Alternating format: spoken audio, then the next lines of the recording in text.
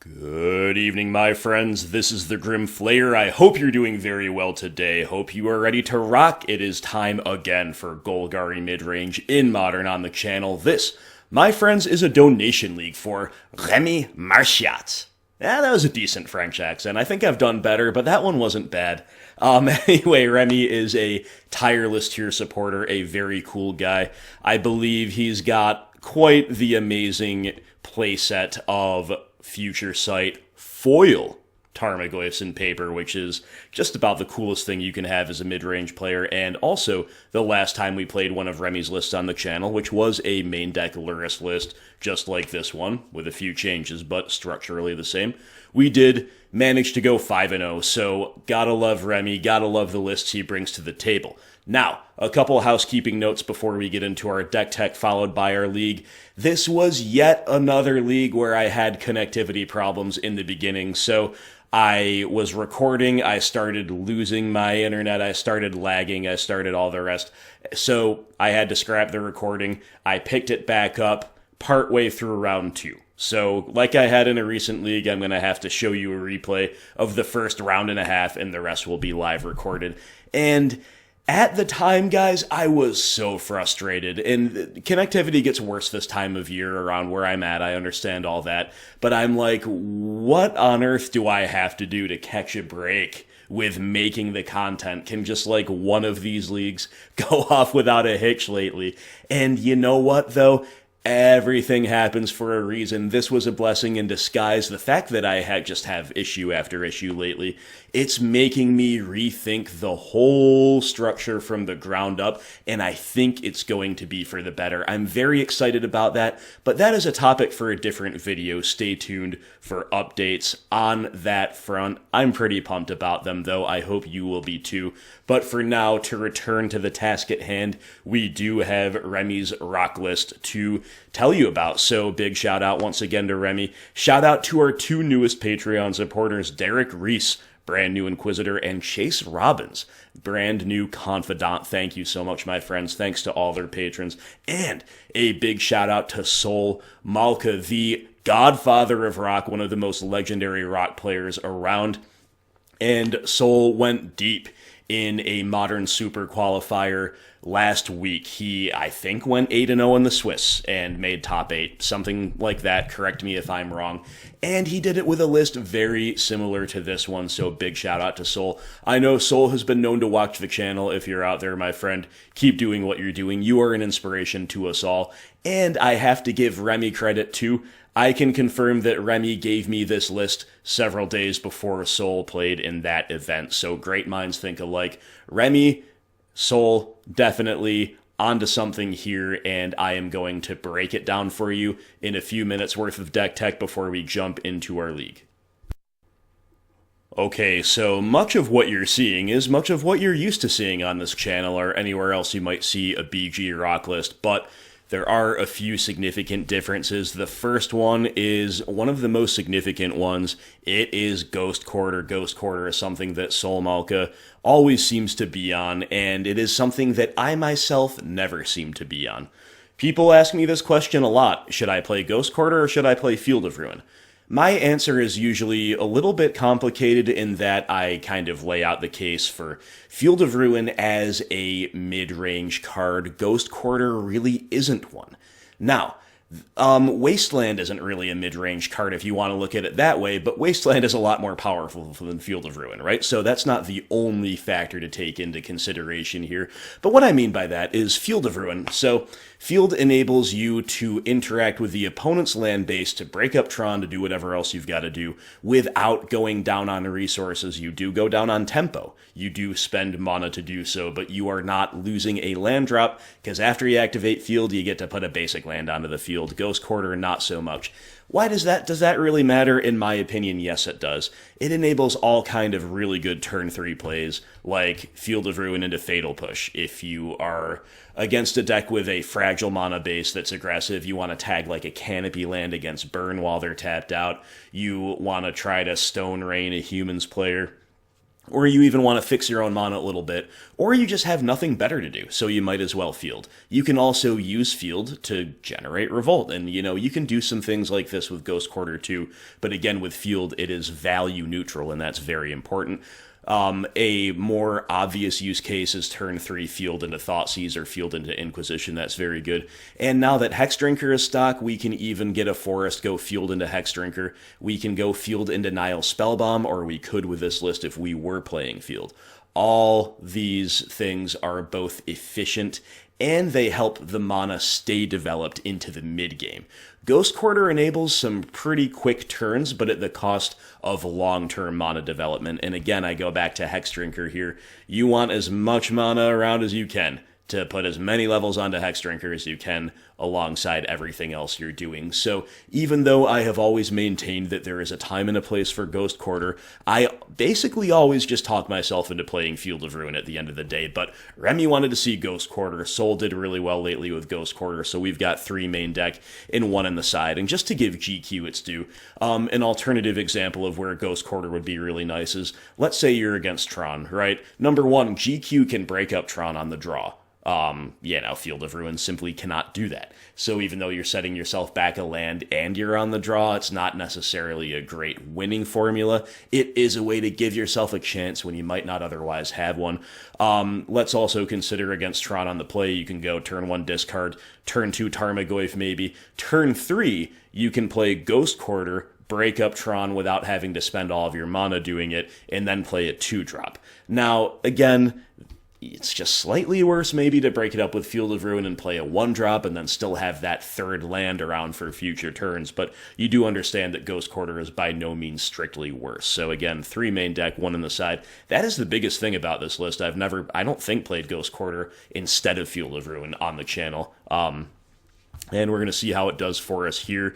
Otherwise, I really like playing 2 Spellbombs main deck right now as a way to round out the suite of interaction, provide another loopable target for our 3 copies of Lurrus. It enables us to keep the curve nice and low where we want to be, and is just a well-positioned card in the meta. Beyond that, my friends, it is stuff you're used to seeing. 4 push, 3 each of Inquisition, Thoughtseize, 3 each of Hexdrinker and Bob, 2 Skoos, 4 Goyf, 3 Lurrus, only 3 Liliana of the Veil. She, I will admit, has felt better in the past than she does right now. We also do not have a Maelstrom Pulse, so 3 copies of Trophy, which feels really good right now, and a single Abrupt Decay round out the main deck. In the sideboard, Ashiok Dream Render is here as a 3 of. We have a lot of ancillary graveyard hate in the form of Ashioks ×3, Kalitas ×1. Nothing hard, but remember we've got those 2 Spellbombs and 2 Skoos as main. 2 copies of Plague Engineer, hard to leave home without still, although it has been better positioned than it is right now. 2 copies of Brutality, which I remain convinced is a card that we do want to play.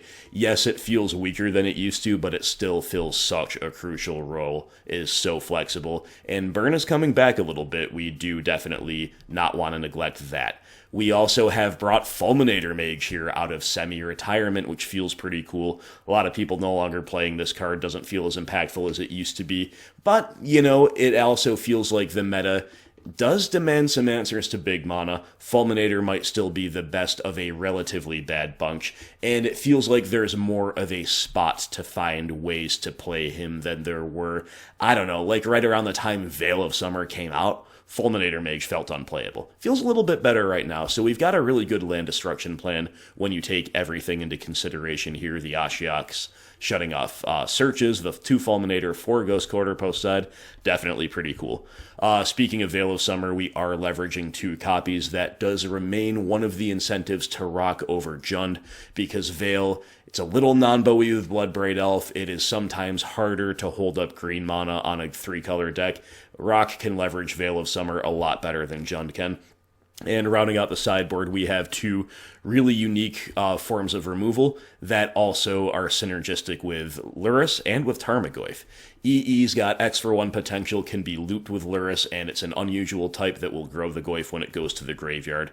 Deadweight is the same thing, although it's only a 1 for 1, but it's an enchantment. It can be bought back with Lurrus. It's good times. I think Deadweight was my suggestion. I don't remember right now offhand what Remy initially had there, but there it is, my friends. There is our deck tech. Once again, thank you so much, Remy. Shout out to Soul, shout out to our new patrons, and let's jump in to the first round and a half of replays before I pass you over to myself for the live commentated remainder of the league.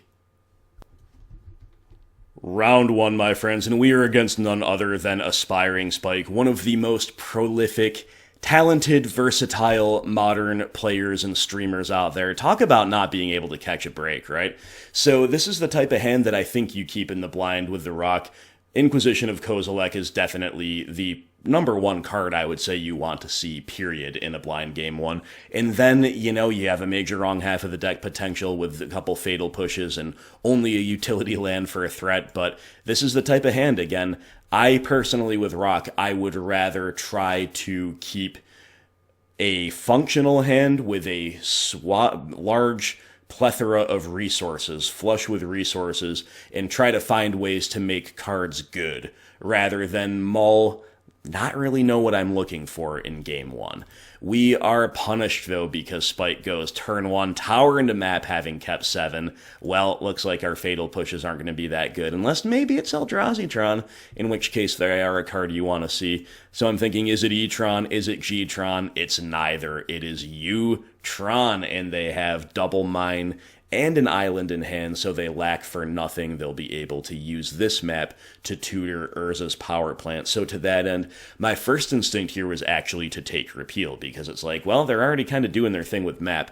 But thought about it a little more, and it's like, you know what? We actually have Ghost Quarter to break up Tron, and we don't really have any targets for Repeal yet. So we're hoping to, draw more discard before Repeal gets online, or draw something that's not great to Repeal, like a Liliana of the Veil having +1 before Repeal is even castable on her. So thinking it out, gaming it out, I do decide to just take a map. Map is basically advantage in one way or another and can undo the good work our Ghost Quarter can do. And look at that, there's a Liliana, so that's pretty cool. Spike also does decide to play out an island, holding up Repeal for a 1-drop, representing maybe permission, also just indicating that he's not all in on Tron, which blue Tron never really is, right? So to that end, we don't need to play out the Ghost Quarter, we just get the Quagmire down. But he tutors up the missing Tron piece, plays one of the duplicate mines, and then will pass back to us. So we are looking now at the prospect of Tron, feel obligated to break it up, and to me there's no point in running out the Tarmogoyf into a known Repeal, so why don't we just... We're going to kind of time walk ourselves this way, but we're hoping we're also going to time walk the opponent, right? As far as we know, they only have lands and Repeal in hand. A lot of the other things they could draw are permission spells, and playing nothing also time walks them that way. We are punished, though, because he's found a thirst for knowledge, which is really great right there. He will loot away Power Plant and Repeal, seeing 3 new cards. Pretty bad news for us. So, draw step, we hit the tower, which is the correct one to hit rather than the mine we know they have multiples of. And there's the power plant. Back up, that makes sense since they pitched one. And 4 lands. So now at this point, we just have to kind of play something. You could play Tarmogoyf and follow it up with Spellbomb.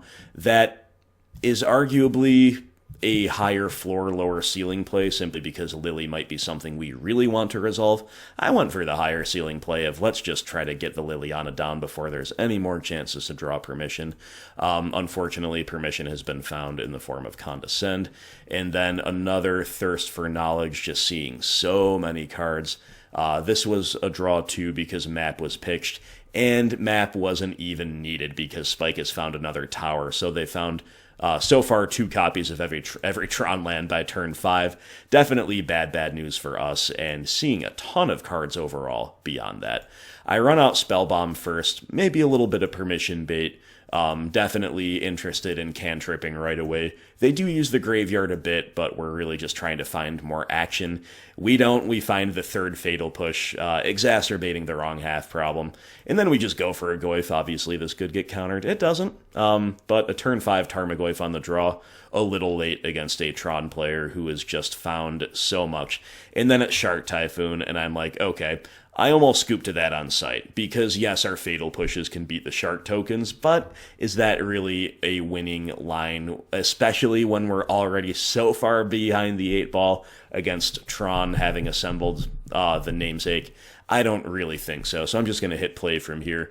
We once again just lead on a Spellbomb, looking for more action. We find a Ghost Quarter. I fetched first just to thin out a little bit. Turns out we're just a tad punished for doing that, because now we can't GQ to break up Tron, right? But again, a resolved Shark Typhoon against this deck is really more of a problem for us. But the repeal finally comes down. We have a decent turn where we get to push the token, which is value negative, but at least we've answered it, and then we get to play a Goyf back down, because we have enough lands to do so. So in that sense, we're not punished for not GQing, because GQ again would have set us down a land. Anyway, our other Goyf, our Goyf that came down rather, promptly gets repealed again. We promptly draw another land off the top. We just go for the Goyf main phase to see what's going on. Could maybe have baited out permission with a Fatal Push, but I'm sure that would just be allowed to resolve.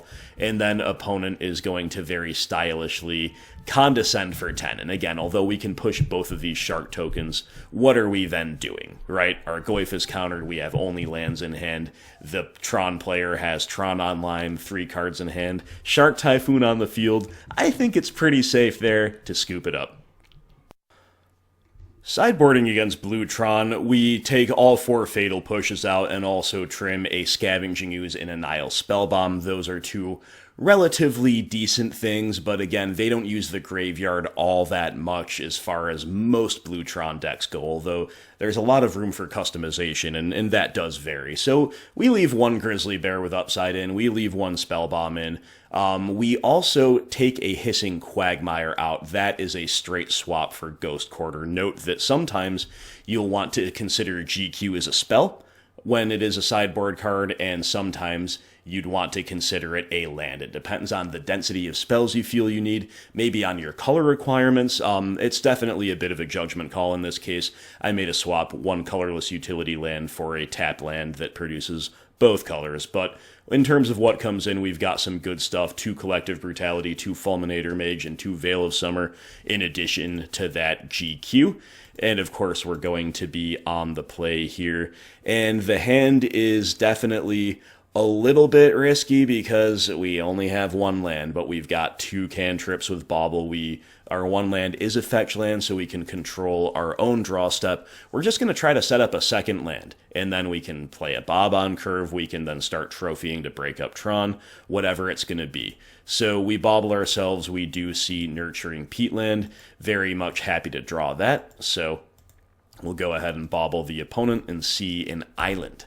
So we're drawing that second land, and then back to us. OP plays an Urza's Power Plant after having mulligan to 6.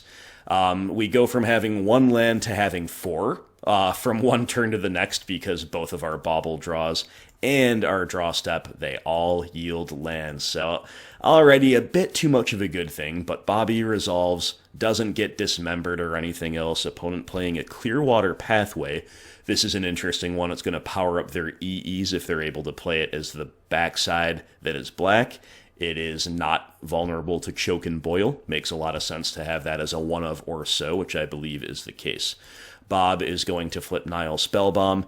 We're going to play a land in lead on Inquisition of Kozilek. Now, we see Ugin the Spirit Dragon, very, very scary one, but opponent nowhere near casting it. They would have to find the 3rd Tron land, and we have 2 trophies to break all that up. They only have 4 lands total. Not that we could take it anyway, but that's the only real win condition they have anywhere near. So what do we do beyond that? Very interesting. Opponent did not play Expedition Map last turn. Instead, they are holding up Condescend and Repeal. So Repeal is not live this turn against Bob.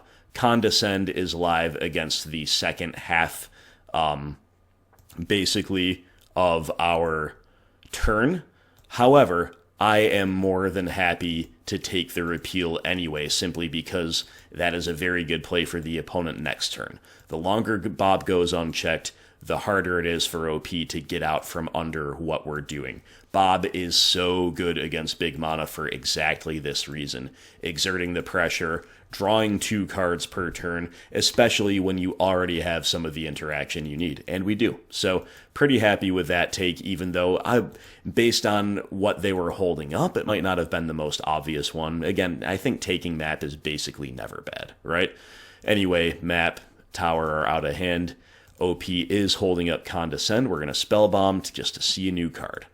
Untap, we've got Abrupt Decay. Bob's going to flip Tarmogoyf. We draw another Peatland. So, our life total is getting a little low. You always got to keep an eye on that. But another reason Bob's really good against big mana is because your life total is relatively flexible. So, Bobby doing exactly what he is intended to do. Now, this is a really interesting spot. I actually consider doing nothing. Why? Because if opponent is very, very patient and does not activate Expedition Map, then we might have a bit of an issue. But then I gamed it out and was like, okay, if they don't activate Expedition Map, if they do activate it, we'll have plenty of scope to trophy when they're tapped out. Not going to get the trophy Condescended. If they do not activate Expedition Map, it might become more complicated, but unless they top deck exactly a missing Tron land, shouldn't affect us this turn, and we don't want to be too scared of the nut draw. We don't want to time walk ourselves, right? So we do go ahead, go for the Tarmogoyf here, and then we're obviously holding up trophy, holding up decay, etc. Opponent looked like they were about to go for the map and then just decided not to, and then boom, wouldn't you know it, just the natty draw of Urza's Mine right off the top. Unless I have mistracked the hand, which I don't believe I have. Yeah, these were the 4 cards that we knew about. So completely insane, could not possibly punish us anymore. And then it's just exactly enough to hardcast Ugin, which is just completely absurd. Couldn't really get more punished for that. We could have just main phased a trophy. But again, the only thing that punishes us, I think, unless I am missing something, is top decking the exact missing Tron piece. So max punished, but what are you going to do? Then Ugin, of course, ticks down, and we do still have some games, so on the end step, we've decayed the map. Then we'll trophy Ugin. We also can trophy to break up Tron, but once again, we know their whole hand. It's just a permission spell in 2 islands, right? So let's just get a threat back down and save our trophy for maybe a different spot. Opponent will show us Urza's Mine, so they are flooded. We know the coast is clear to fire up the Quagmire and attack. It's just a shame that we have literal only Grizzly Bear attackers. This is our one of Scoos. Couldn't have been, another Goyf or another Bob. If that was the case, we might actually be in a pretty good spot. But the opponent, despite everything, is still playing completely off the top. They've bricked for 1 turn. Will they brick again? Sadly not. It is a 3/3 Walking Ballista. So I guess a Bob wouldn't be very good against that, but a Goyf still would be. So anyway, crack the Peatland, untap, looking for any kind of action. Permission to force out the Condescend. Nope, we get a Blooming Marsh and a Dark Confidant. So I just basically lead on the trophy, hoping that the opponent will read it as bait for something better to follow. But opponent is going to decide here to take action, call or bluff, Condescend, and that is pretty rough because there's nothing in the graveyard for Scoos to eat. We'll crack Nurturing Peatland, we'll find a swamp, and that is just going to do it for me. The only play left to us, my friends, is Bob. Opponent's going to untap with Walking Ballista, pump some counters onto it, gun down our whole board, and then still be Tron line when we have absolutely nothing. I think we got really unlucky here, and also I was playing with some lag going on, trying to commentate, not sure if I was commentating in a way that would be salvageable, and playing with some lag. It was just a rough experience, but you know what? Aspiring Spike, if you've got to lose to somebody, that's a very great player. On the other hand, I don't think, on average, my play was wrong at the time where we played Tarmogoyf and then pass holding up trophy. There was one way we get max punished. That was definitely it.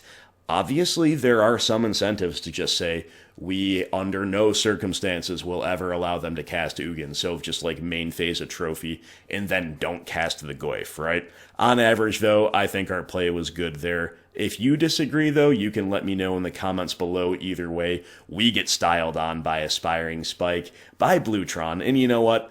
Our progressions didn't really help. Our progression here was good until they top-decked Missing Tron piece for Ugin. And then afterwards, even though we had some answers, we could not recover. We just drew a bunch of lands and a bunch of stuff that dies to Walking Ballista. And in game one, rather, we had 3 fatal pushes in the top, whatever that was, 10, 12 cards of the deck. Definitely not a winning formula against this deck either. So there you go. Definitely a bit of a beating. All right, my friends, it is round 2, and this is a bit of a weird keep. It doesn't make green, and there's a lot of incongruity. But we are following the same principle as we followed in round 1, in that I'm willing to put up with potential wrong half problems, because when you don't know what you're mulling to, and when you're playing the Rock, which is probably kind of a 45-55 deck in game 1s at best, on average, you definitely need all of the resources you can get. So with this hand, we hope, number 1, that Fatal Push is live, and number 2, that 2 of our draw steps will yield a green land. One of our top 2 cards, rather, will yield a green land. But sadly, our Bauble information reveals Expedition Map. It's another Tron deck, and I'm just beginning to wonder, is it one of those leagues? Our Bauble reveals a Bauble, and then Nurturing Peatland does come through in the clutch, allowing us, thank God, to make a play that is proactive. Tarmogoyf, pass to you. We've got another Bauble waiting in the wings, and it's just a matter of finding out which Tron variant this is. And we do see Eldrazi Temple, and even though I hate Eldrazi Tron, it's probably my least favorite Tron variant to play against. Overall, we are relieved in this case to see the E-Temple, because there's not going to be T3 Tron, and our Fatal Push may actually have relevant text. So, we're going to go ahead and Bauble them. We'll see Reality Smasher, but we have to be mindful that that could be shuffled away with map, depending on what happens here, but that's relatively likely. We now also draw Ghost Quarter. So, you could GQ right now, but there's a couple problems with that. Number 1, it could potentially allow them to like float a mana, dismember, and also activate Expedition Map. And is the upside of making Goyf a 2/3 really worth it, that extra point of damage? I don't really think so. And also, we just don't reveal anything yet if we go to the attack step first. Now, if we had Field of Ruin, where this Ghost Quarter is, I would have main phased it, and then I would have just played a Hexdrinker off of the forest I got, which would have been a really proactive, efficient thing to do. As it is Ghost Quarter. We're still happy we have it, but that play is not available to us, so instead we'll play another Goyf, and then we're just going to pass holding up GQ. One advantage of holding up GQ is we kind of make them make the first move. Like, are they going to force us to GQ by getting a Tron land, or are they going to just go for something more value positive like another Eldrazi Temple? I say force the GQ probably in the next couple turns is what I mean. Anyway, opponent makes the right play, I think, of getting a second E-Temple, so on their draw step, we'll just GQ this one. We still definitely slow them down that way. Smasher shouldn't be a guarantee anymore. Map has already been used, so there are just 7 unknowns in their hand, and that is obviously scary, but we do have a couple Goyfs. OP with a Thoughtseize here. Interesting decision here for them. Obviously, Scooz and Hexdrinker aren't much of a threat given our lack of lands, right? So it's either Lurrus or Fatal Push. I could see going either way here. Fatal Push can beat Thoughtseize if we draw any land, not just one that gets a Revolt itself. Any untapped land lets us just cash in Peatland and then use a Revolt. Or any untapped land would also let us cast Lurrus and buy back Bauble. So either way, opponent wants to fade that land drop, and then 6/1 half dozen of the other day do take Lurrus away. We draw a trophy. Well, I would rather more cleanly just draw a land and push that thing. Definitely don't want to ramp them, but it's worth it. We get to draw another card, and more importantly, we get to attack for 8. put the opponent on the back foot. Here's where it gets scary, though. The Eldrazi deck is at 5 natural lands, 1 Tron land away from Tron, and with Eldrazi Temple, they can cast a 6-drop. They have Reality Smasher. They have a second Expedition map. It's a good turn, but I've seen scarier. I was afraid of other things. This was not really the scariest progression of all time. And we draw the 3rd land, enabling us to Thoughtseize with impunity, see what the opponent is up to. Well, they have Cascading Cataracts. That is one to note. That means it's a... it might even be the meta build now, but it's different from the traditional E-Tron builds. They're playing Golos, Tireless Pilgrim, and it's double Karn the Great Creator, but Thoughtseize, great in more than one regard, growing the Goyfs to a massive 6/7 by putting a sorcery and a planeswalker type in the yard. You do love to see that, and then we do opt for Hexy over Scooze.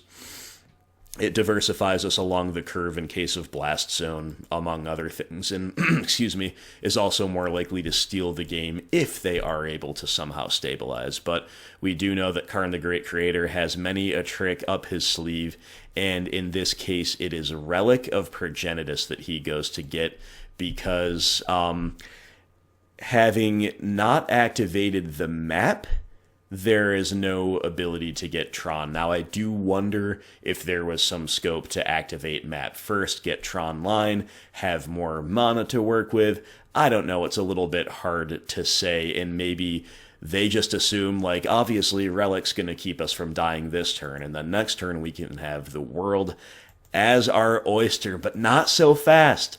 Not so fast, my friends. I'm going to play a Scavenging Ooze main phase. What does that do, you ask? Well, you're about to find out. This is kind of a spicy way to get over the line. So we send all the big goons at the opponent. OP has no choice but to crack the Relic before damage, which then gives us a window before damage still to Fatal Push for the Ooze. Opponent's totally tapped out. The Goyfs are now 2/3, so a trio of Grizzly Bears getting across the line just barely underneath Tron, underneath Karn the Great Creator, underneath only heaven knows what else. We had Liliana waiting in the back pocket. Not needed. The Green Beaters get it done. Okay, game 2 against E-Tron, and we trim around the edges a little bit, losing an Inquisition, losing a Hexdrinker. These are things that don't tend to line up all the time in multiple, so I don't mind seeing one copy of that type of effect or that type of threat. Don't really want to see multiples. It's just kind of unrealistic to ride them to victory most of the time. And 2 copies of Nihil Spellbomb are very easy cuts. They don't use the graveyard much, if at all. Shut off by Karn the Great Creator. Clunky cantrip is the ceiling, basically, so no big deal to cut those. And in terms of what comes in, a couple copies of the Plague Man, which are decent, and a couple copies of Fulminator, which are often game-winningly good. So, what does our opening hand look like? Well, it looks pretty sweet to me. We've got some decent early interaction. Obviously, you could use a discard effect, but we don't have that. Beyond that, we've got Fulminator Mage, Abrupt Decay, Fatal Push, Mishra's Bauble, Plague Engineer, couple lands, including some utility. Hissing Quagmire's Death Touch is definitely relevant against Eldrazi Tron, more so than against most decks. OP will mulligan to 6, but it is mine into map. Little bit of a scary opener, as always, but we have Assassin's Trophy, which is looking great so far this league, just in terms of how universally live it is. We'll use that chance, though, to get the Quagmire down and to bauble the opponent. We see Karn on the top and Urza's Tower, so that is a little rough. Again, Trophy is the only reason we've got a real shot here, and we're finding a couple lands. These baubles love to find us lands, which, don't get me wrong, we do usually need, but we'll play out a Blooming Marsh. We're going to find our spot for a trophy. Of course, let the opponent map first. Going to get the missing Tron piece, then on the draw step, it is time to hit that tower because it was the second one they played, and then OP will play the power plant that we knew about. Karn is still in hand, but right now it's just a 1/1 Ballista. No big deal. Back over to us. We draw Dark Confidant. Not great until we can answer Ballista. Our Fatal Push will be able to do that, but for now I would rather ensure that they stay off of Tron with Fulminator Mage. Once again, we are targeting the land that they played most recently, and also the one that they tutored, and would you look at that, OP does not have another land. So the land destruction plan basically ensuring our victory. Or will it? Well, it's going to be a little bit hard to say because we haven't established a clock yet, even though we've disrupted really well. Speaking of disrupting, we have a few different ways we can sequence, but I think the responsible thing to do here is Thoughtseize, because it's going to inform the rest of our plays optimally, and it is going to... Sorry, I had to take a phone call. Yeah, I don't know what I was saying. We're going to Thoughtseize, basically, informing the rest of our decision of the rest of the turn and how we progress from there optimally. We see a handful of absolute bombs, double Oblivion Sower, which is not a card that everybody is used to seeing, but that's a bomb. Golos is a bomb, Karn is a bomb, Great Creator, and Reality Smasher is a bomb as well. So because the opponent is so stranded on lands, I think it's pretty easy to take Great Creator away. And then we have actually a pretty cute option of Plague Engineer naming Construct to cleanly answer Walking Ballista, which is not often a straight 2-for-1 you get to make with Plague Man in this matchup. However, I do decide, despite that available option, it is better to push into Bob, just because it lets us get a Bob down, and Bob's really great. So I'm feeling on top of the world, and then boom, OP draws an Urza's Power Plant. Still cannot do a single thing with it, but that's probably one of the best draws they could have, right? They need land drops desperately, and might as well be a Tron land. It's okay so far, right? Right, guys? Am I right? Well, we'll find out. Let's lead on Mishra's Bauble. Take a peep at the top of their deck, and it is Urza's Tower, and I am just about ready to pack it in right then and there. How is it possible? Somebody in the comments do the math. 49 cards left in their deck last turn. The odds of having exactly one tower and exactly one power plant is the 2 cards on top of the deck when we've already destroyed one of each. The odds are perishingly low, that is all I can really say. But we don't have anything else to do, and thankfully there's no Ugin-like Aspiring Spikehat against us, but the Tron players are just top-decking the missing Tron lands like there is no tomorrow. So we play a Goyf even though it's not that mana efficient. We draw a Bauble off of our Bauble trigger, not for the first time, and now it is Tron time. What's it going to be? What do they lead on? They lead on Oblivion Sower.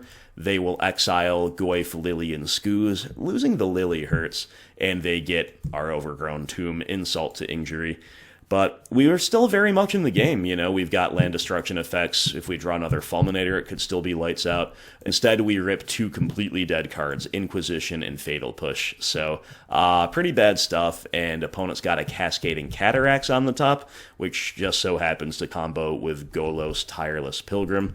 And, the Goyf is going to shove in here. It is a bluff attack, but we are very, very close to making it an unorthodox trade by naming Eldrazi with Plague Man in the second main, which we'll still do.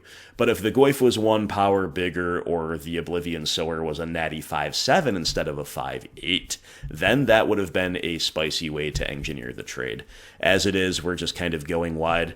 Our baubles have represented tempo loss here because the first bauble found a bauble, the second bauble found a Hexdrinker, which we couldn't play obviously on the opponent's turn.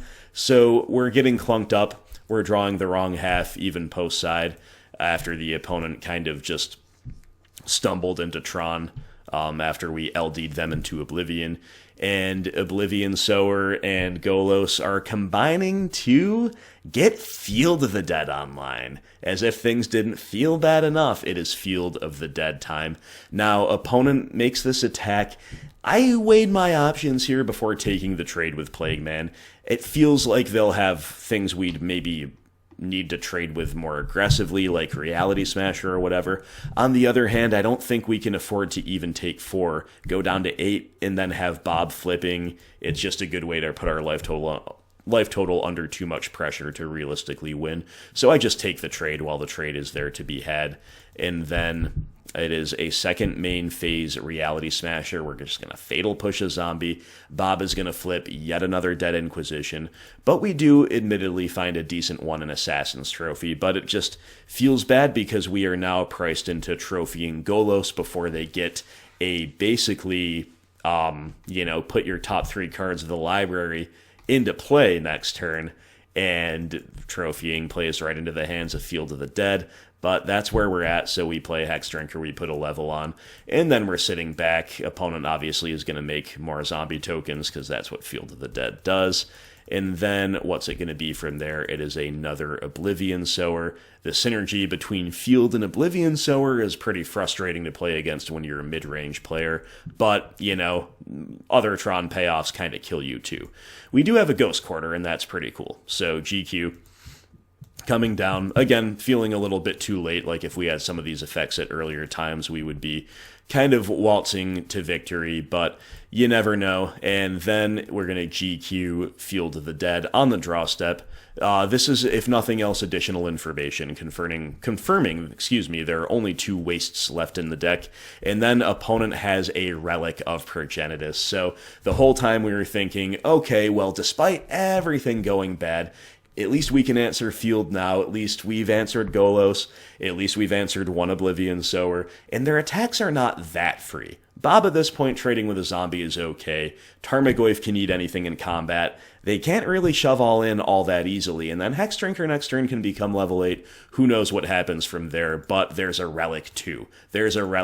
So it's just bad to worse. Opponent finding everything they need, and at this point I'm like, okay, we can maybe throw the Hexdrinker under as a chump blocker somewhere to stay alive, but I'm like, let's just make them see it. Let's just make them activate the Relic, basically. If they didn't have a Relic, this would be the blocking that I did, so let's just pretend they don't have one. But OP has the Relic, trample damage kills us for Xaxes.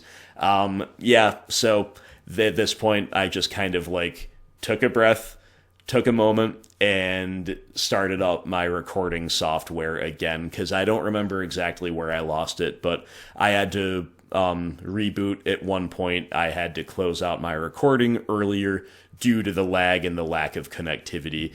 And then when we're getting completely crushed by Tronland top decks, in this game as well as in the previous match, sometimes it feels like the world is against you when you're a rock player, but you gotta settle down. Do as I say, not as I do, right? Because I sometimes tilt when this type of stuff happens. You just got to settle down and say, okay, these things happen. How can I win the next one? So with that in mind, I will pass you over to the live commentated remainder of the league, starting with Game 3 of Round 2. And, okay, it's another really unbalanced hand, but a very fine one. We're going to keep it. We're going to use Bauble to control our own draw step, I guess.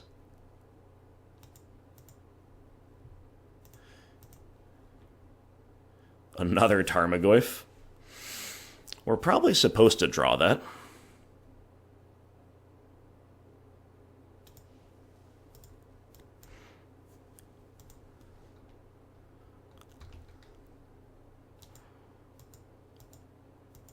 We could have bobbled the opponent, and if we saw exactly Relic on top, decided not to, but I mean, we still technically can, but my thinking is also to filter my draw a second time. Let's Bauble OP here. Urza's mine. It is not a Relic, so I will draw the Tarmogoyf. If they just play a Relic from hand, then I'm just gonna really have even more fun than I already do playing mid-range against Eldrazi Tron.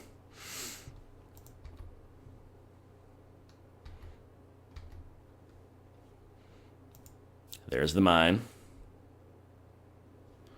They got nothing. As it should be, right? As it should be. No turn 1 play.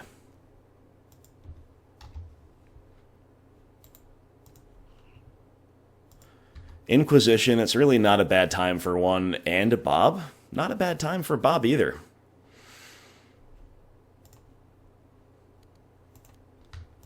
Playing Bob.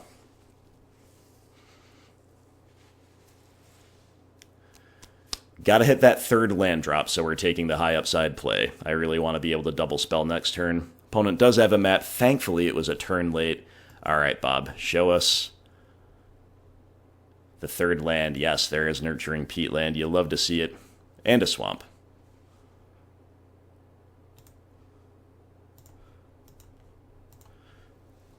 Inquisition to take a Reshaper, that feels good. They have Urza's Mine number 2 in hand.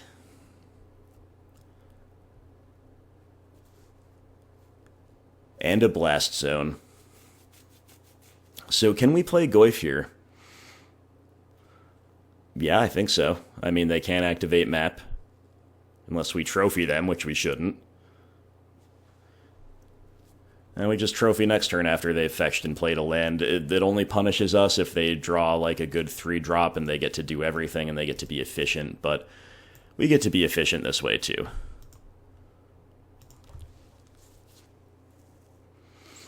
I guess, no, it really punishes us if they just natty top deck Tron. That's the thing, but whatever. Spike already did it to us once. It's not going to happen again, right? And that didn't.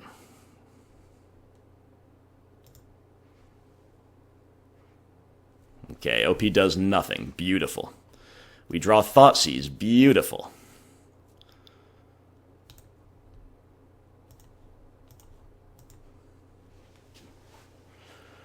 Okay, they have still just Mine and Blast Zone, so we're going to hit the tower. I guess we just take Thought Knot. I guess we just take the most castable thing, because we have to assume that we're just going to kind of get there without them Tronning us. And Blast Zone is a card, my friends. There is no need to draw step trophy, because we know they have 2 wastes in the deck, and we know that there's only one that's been seen.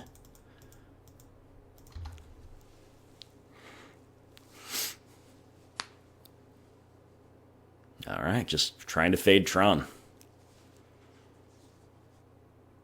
There's Blast Zone.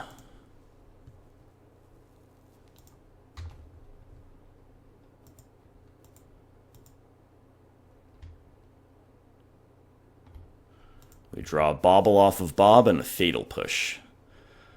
Not the very greatest things. Let's Bauble to see what's going to be on the top of their deck. Or are we just like hitting Blast Zone almost no matter what?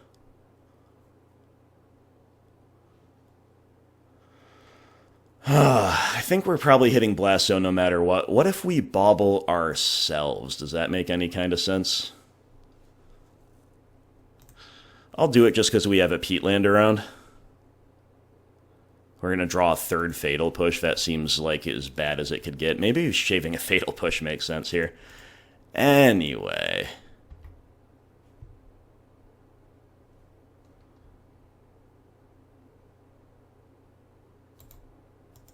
Wish we could shuffle that one away.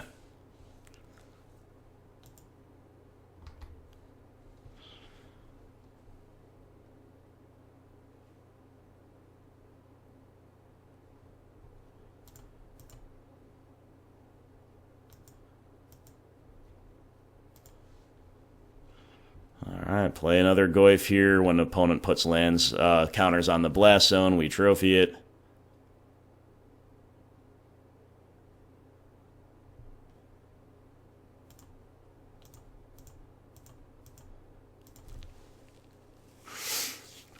An opponent's got 1 draw step to find something that beats this board, or keeps them alive while also not dying to Fatal Push, which, granted, most of those things, there's not much overlap, so the latter clause may not matter. Triple Fatal Push. My goodness. Oh, there's a map. But all they can do is cast a Reality Smasher with it, unless their 1 unknown is something that keeps them alive, right? Ooh, we were just like, 1 step ahead of this Tron deck here. Really close. Hopefully we've got him.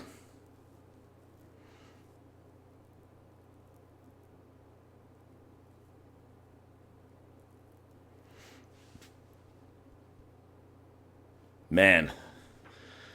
These big mana matches really try me. They really try my morale and my resolve. Anything that goes over the top of rock specifically does, right? Because it's just so punishing when you run into those. the format has gotten so far away from where it used to be. Well, it's just a smasher. Alright, you're dead, OP. GG's, well played. Yep, there's the concession. Alright, well, that Game 2 loss was obscenely unlucky, but here in Game 3 we had a decent enough progression where we're just slamming threats and trophying lands that it was enough to get there, but it was really close. We were just, like, as I say, one step ahead of the Eldrazi Tron player the whole time. And, if we were on the draw or if we had stumbled a bit more, on the other hand, we could have drawn something better than triple Fatal Push right after we fight through all of the low curve stuff with discard spells. Anyway, you get the point. We're 1-1 in the league, 1-1 against non-green Tron variants. So, see you for round 3. We are against the literal same opponent.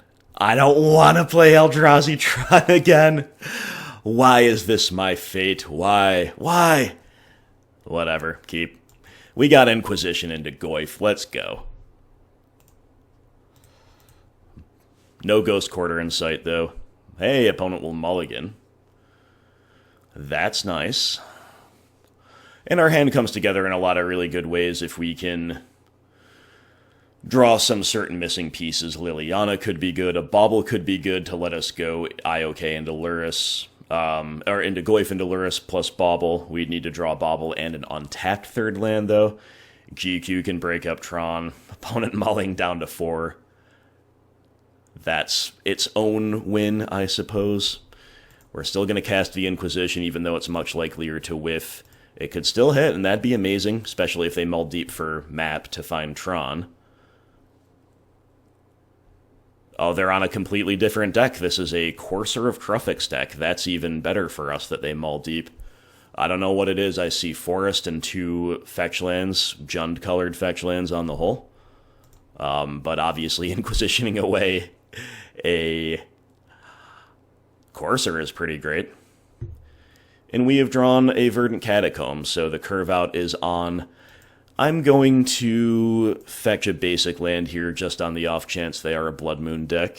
I clearly don't know what I'm against. It also grows the Goyf in the here and now, although they're likely to accomplish that for us with their fetch lands. So, hey, we're not against Eldrazi Tron, but we are against the E-Tron player.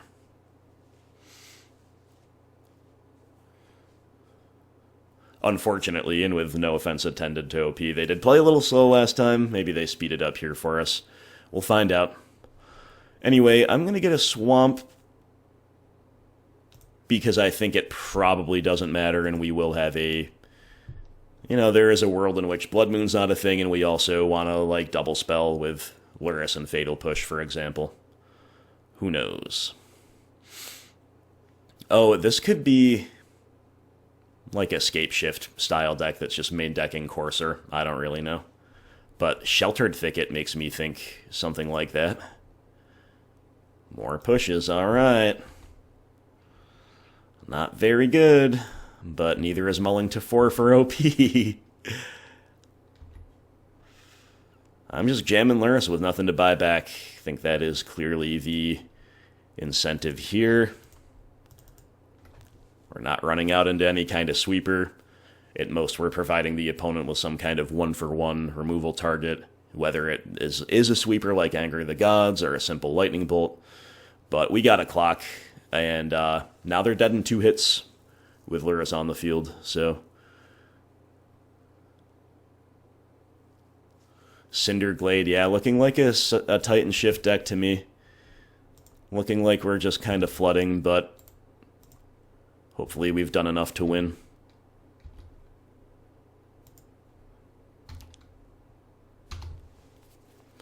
The lifelink is not nothing. I'll tell you that much. Okay, there's the forest, so they have 3 unknowns in hand. And we cannot... Okay. I was going to say we can't Fatal Push some things, but we can Fatal Push that. Whoops. Trying to turn off auto yields. I was not quick enough on the draw. Doesn't matter. We push it. They're going to concede. I assume.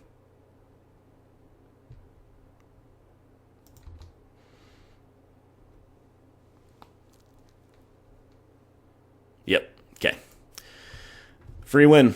We assume a Titanshift deck. Let's play with that accordingly. That assumption in mind, we have Fulminators and Ashioks, which are great. We have Ghost Quarter, which should be fine.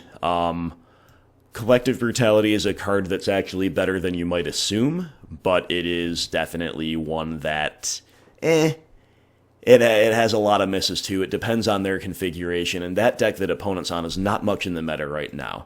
So it's possible that conservative sideboarding is the order of the day until we can figure out what's going on. Ghost Quarter is also not as good here as it is against the Tron decks we've been facing thus far. Therefore, it might be safer to consider it a spell rather than a land. I'm not sure about that. Alternatively, we just played over Quagmire, which seems unlikely to be relevant in this matchup. Do we just cut 3 Fatal Pushes and call it good? Maybe, push can kill Dryad under some circumstances. Ooze is relatively underwhelming. Lurrus is relatively underwhelming. I'm going to fit at least one Collective Brutality in. And I'm actually going to cut a Lurrus for it, because we are raising our curve with these Ashioks and Fulminators. And if we are against like a traditional Scapeshift deck, or even traditional Titanshift that plays Scapeshift, Brutality is really not bad. And I think this is about where I want to be. We are definitely making a lot of changes, but within the context of lots of changes, we're a little hedged, we're a little conservative, and since we saw so little of OP's deck, I think that's correct. Remember, we did also see main deck Courser, which is, last I knew, unorthodox to say the least. We've got a Fine Keeper. We got the Thoughtseize, which we love to see. We've got some premier threats. We've got a Lily.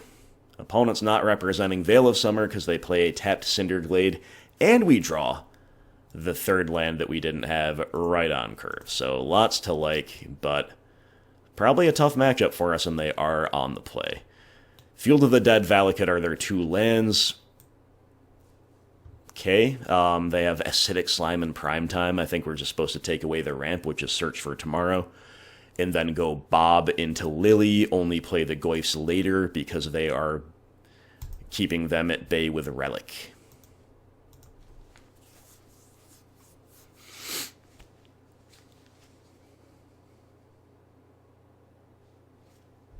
There's Field.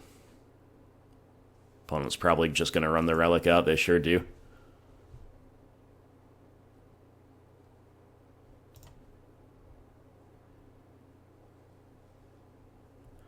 Alright, this is why we have some above-ground threats like Dark Confidant. We draw another one. I don't know if we need another one, but we'll take it. Really, we just want the opponent to stumble while we get Lily taken up.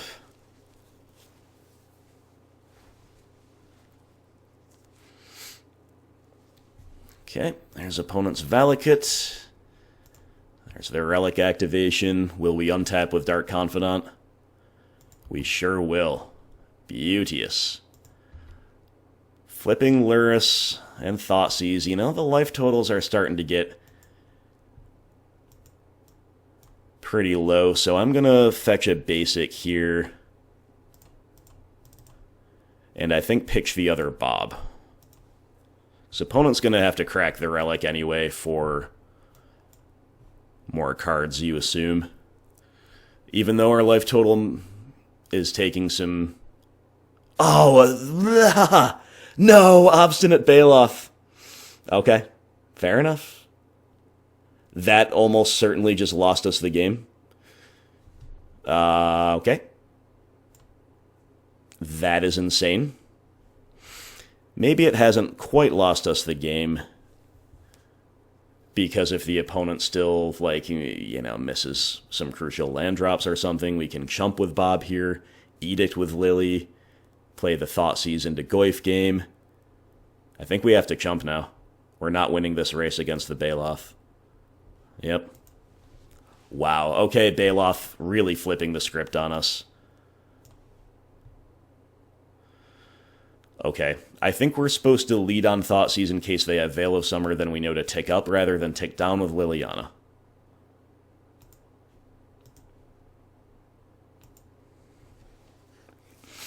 They have Scapeshift, Primetime, Acidic Slime. Destroy target artifact, enchantment, or land, and it has Death Touch. I mean, that's annoying, but...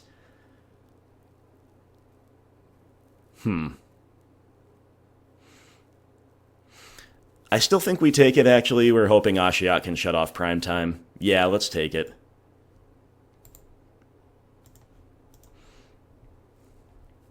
Ashiok, a very good draw, you have to say. This game just got a lot more interesting.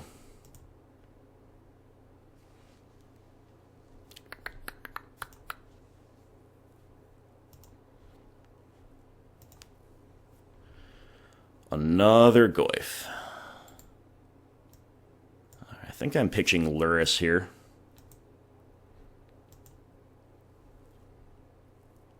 No other Baloth, please. Alright, Scapeshift goes down.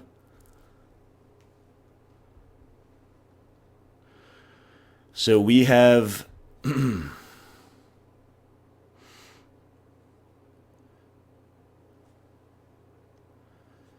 Our Goyf is just as big from our graveyard as from theirs, so I think I'm going to main phase Ashiok, mill myself. Try to grow the Goyf. We do. Just by one, but that could be the difference maker with the clock.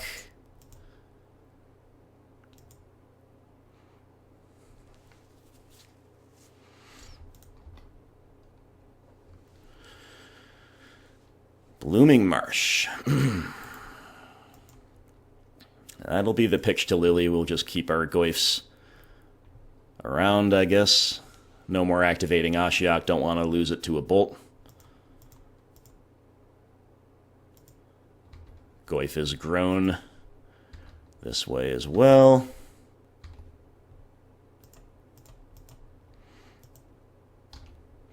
Alright, Liliana and Ashiok doing a ton of work here. Opponent draws the 6th land, but notably not green. So it's good to see that. An opponent punished for the what always feel like free roll inclusions like Field of the Dead. You know, they can't cast their actual core card this way.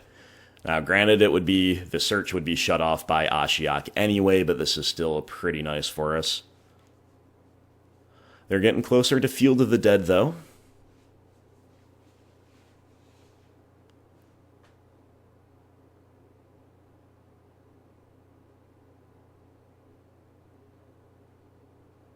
Playing that and then tanking, so I wonder if they're now wondering if they should have held that in hand because it's not green as a way to protect the Primetime. I don't know what their other remaining card in hand is. It feels like a second Primetime, honestly.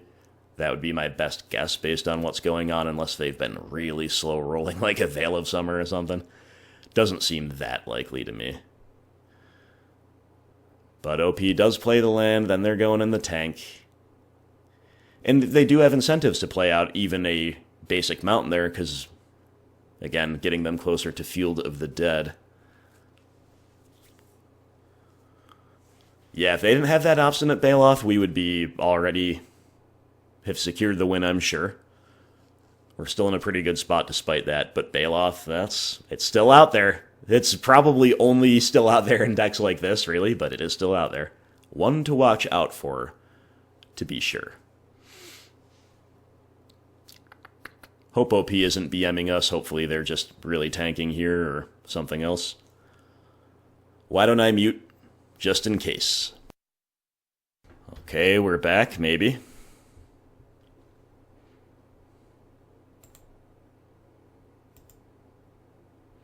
Let's see just how back we are. Let's see what opponent pitches here. Summoner's Pact. Okay, that makes sense. Another one that is shut off by good old Ashiok. The triple Goyf, the Lurgoyf Legion. Coming across the line. OP needs a relic, I assume, here. Explorer. Concession. Alright, they made us wait it out, but there it is. Some nice strong rock progressions here. honestly, the deck's feeling pretty good. The Blue-Tron matchup felt bad. We got wrong half issues. We're against some really good curve outs from a very, very, very strong player in the form of Spike. And historically, big mana in general beats up on the rock. We've faced 3 big mana decks. We've beaten 2 of them with some progressions that are relatively comprehensive. Like, we had the complete insanity of those 2 top deck Tron lands out of E-Tron, and then we also had the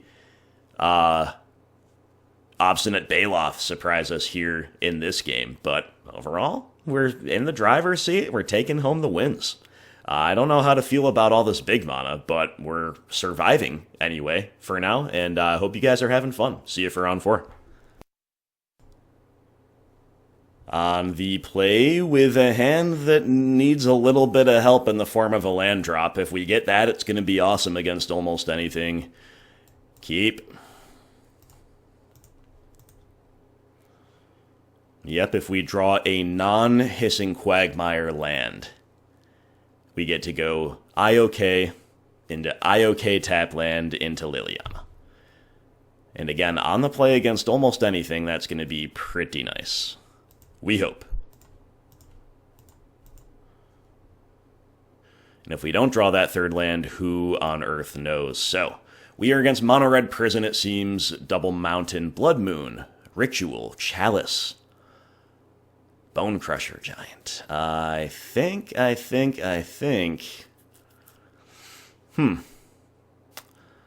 Well, we're going to straight up lose to Blood Moon if we don't take it.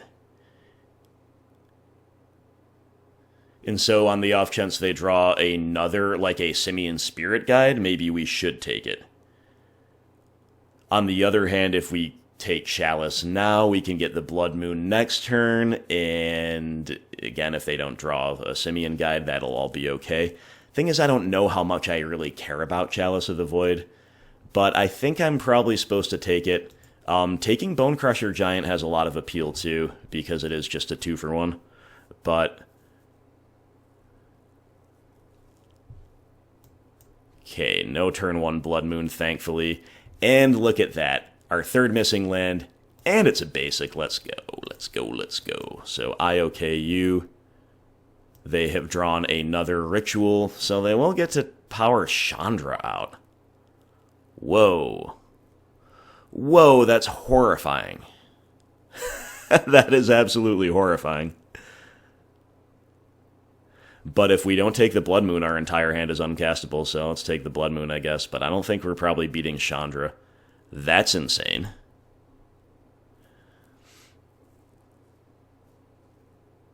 So even if we had taken a Ritual turn 1, they just draw another one, and then they get to power out Blood Moon anyway. Like, it's just kind of an impossible hand to beat, probably, for our progression, no matter what we do. But who knows? We'll see, I guess. So we could always just draw a Trophy right now. We draw Swamp. Alright. Well, that, I mean, means our hand wouldn't have been shut off by Blood Moon, but there's no way to have known exactly Swamp is on the top deck, right? So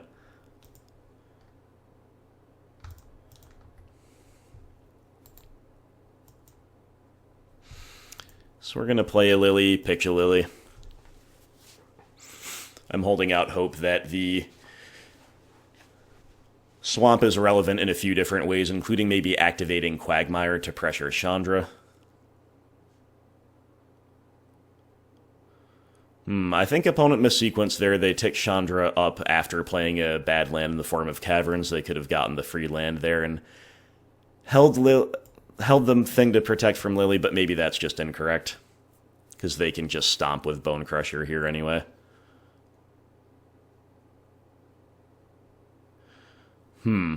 Yeah, we're in a bit of a no-win situation.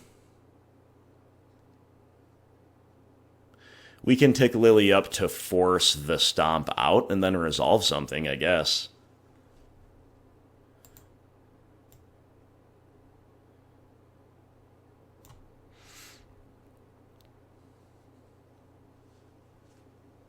But it feels pretty darn bad.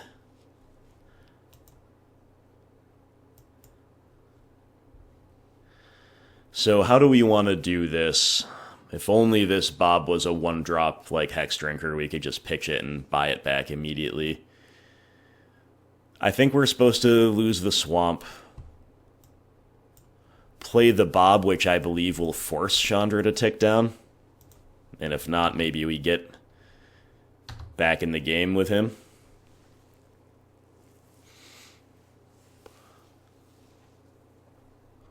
So they can cast the Giant from exile, they cannot cast this Spyro. It's really confusing how things that get exiled by Chandra stay over there. There's a Chalice of the Void. So they have ticked Chandra up.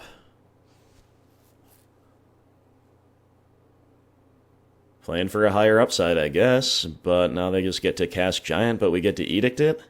We get to untap with Bob. I'm feeling okay about this one. About that turn, anyway. Maybe not about the game as a whole, still.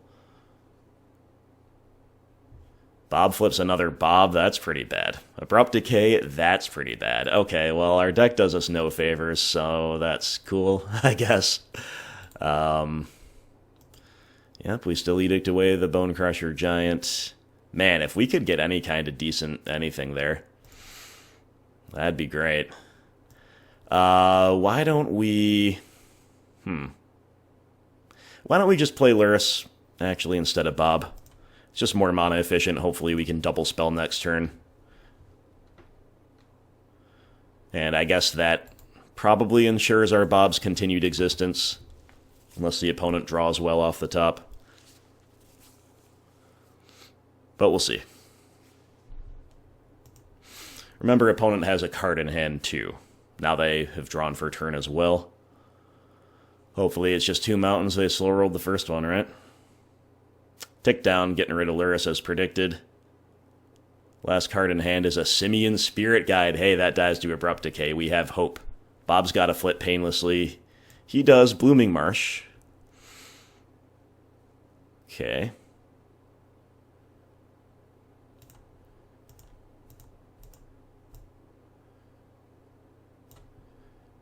Decay the Guide.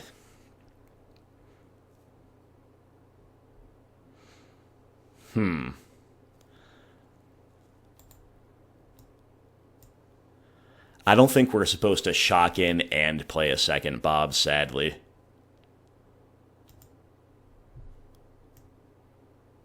I think that's just a little too much for our life total to handle.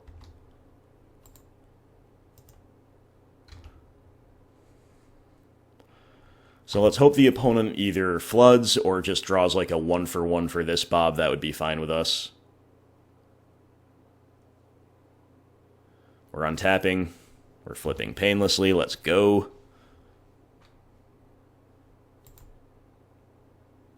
Take up with Lily, see what they do.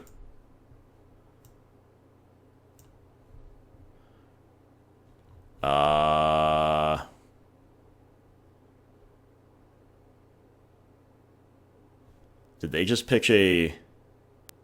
Oh, I'm sorry. No, they played a land. I didn't even see that. That's my bad. They drew a land for turn. We still do want to take up with the Lily, right? But... Whoops. That was just foolish of me. Opponent's about to draw a Blood Moon, huh? Because they're about to draw a Blood Moon... I guess we're supposed to play another Bob and try to erase them this way. Guess it's our best bet. But I should have another land on the field, I guess. I just completely didn't see that. Draw Fatal Push. Not very good.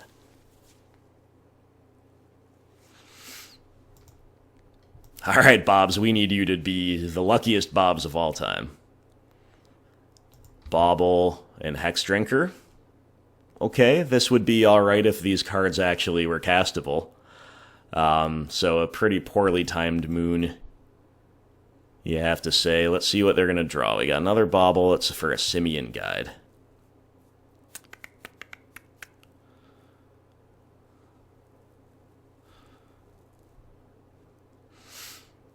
So ticking up makes as much sense as anything else because we just tick down to Edict. what do we want to get rid of? Probably one of the green cards, because we're not likely to cast them. I'm just going to get rid of Hexdrinker. Feels bad, but feels also bad to pick our only castable card in hand in the form of Fatal Push, right? Very borderline call.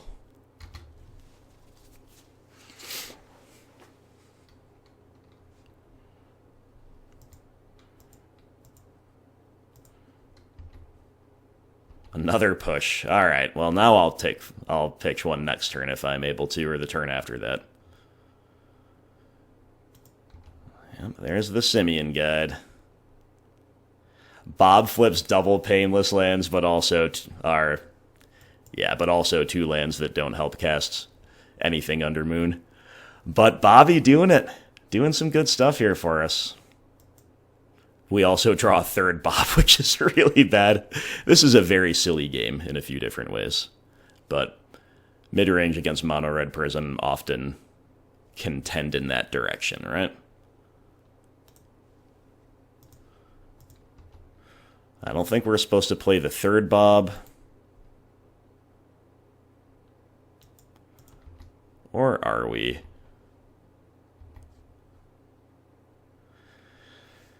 It definitely increases our clock by a decent amount, but I think seeing this many cards is enough, especially because so many of them will remain uncastable. I think we're asking for trouble if we play a third Bob. Karn the Great Creator. Definitely scary. Taken up. We can just draw a forest, that'd be lovely. Verdant Catacombs, Tarmogoyf, Ooze. Oof, oof, oof, oof.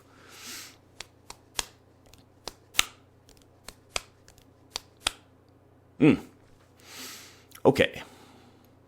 Well, Lily ticking up is free.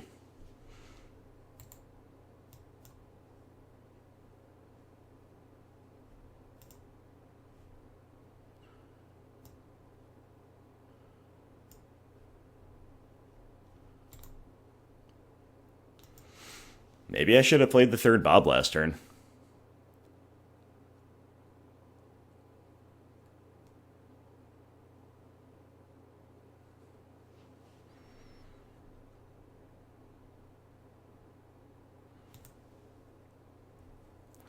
They're just going to go get Ensnaring Bridge. Even though we already beat one of them, I'm sure they have another one to get. That's our biggest problem here.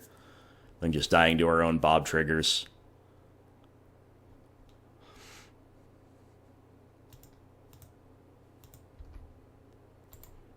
Kind of got to attack Karn, though. It's a shame that literal all of this is uncastable, right?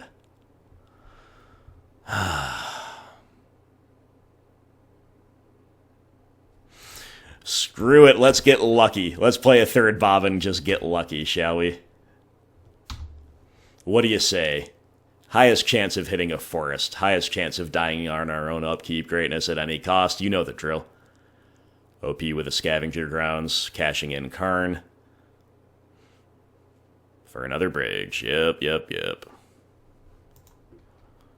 Alright, we got an out to it. Let's just find a forest. Peatland. Fatal Push. Mishra's Bauble. Lurrus. How are all these cards still uncastable? OP about to draw another Blood Moon. Okay. So, let's tick up. Get rid of a Ooze, I guess, is fine. Or is it? No, let's get rid of one of our Fatal Pushes.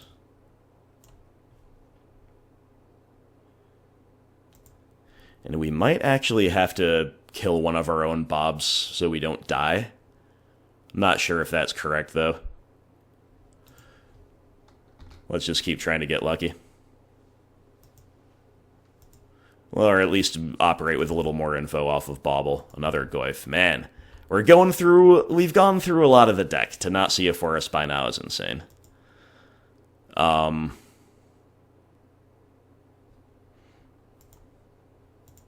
I'm not pushing it, Bob. We're going to draw Forest this turn.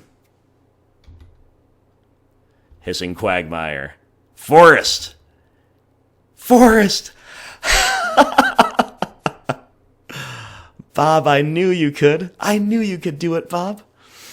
Alright, that's awesome. So now how do we not throw the game away?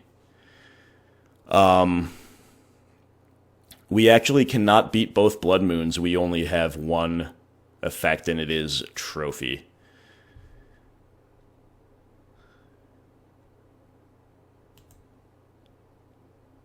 So we get a Forest down. Just going to get rid of Lurrus here. It doesn't really matter, I think.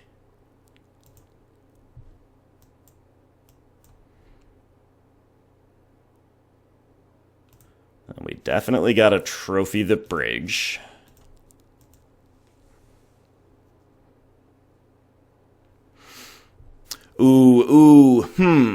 Well, it's borderline, but maybe I should have not activated Lily. Maybe we trophy, attack with Bobs, put them to 4, and then edict one of our own Bobs away.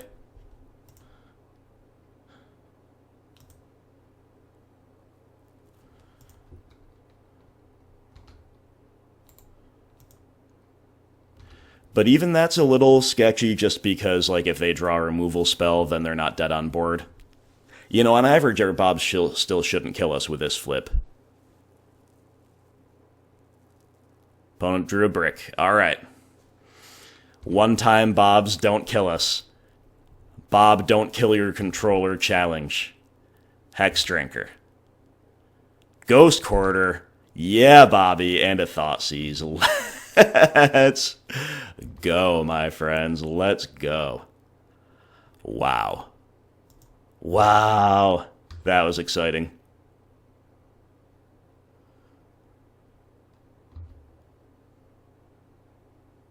Okay. Dark Confidant. Should I just put 3 Dark Confidants plus one other card on the thumbnail, like Liliana or Ashiok? That's probably what I should do on the basis of that. That was insane. We're really far behind on the clock for obvious reasons. We had a ton of decisions to make there. I felt like I was in really uncharted territory, really unusual spots. Opponents just doing very little in terms of the decisions they had to make. I think maybe if they had respected our first Bob a little bit more, maybe they beat us there, but I have no idea. That was obviously really a lot to take in, so let's not do a post-mortem just yet. Let's focus on winning this second game if we can. So against Mono Red Prison, historically, BG Rock decks do not have much to do. I think this particular build is no exception. Collective Brutality is not the worst. It kills a few things. It takes a few things out of hand. I'm not that excited about it. But playable, EE is playable if we're worried about Chalice. Dead Weight is playable if they have, like, Goblin Rabble Master, plus we value the upside, and Kalitas might be playable because it survives Bolt and Anger, and then Plague Engineer can do some stuff against tokens, but ultimately I don't really like any of them that much, so I'm just going to identify those. We're going to bring Nihil Spellbombs, out. Maybe Fatal Pushes on the basis of that, of what we saw of their deck anyway.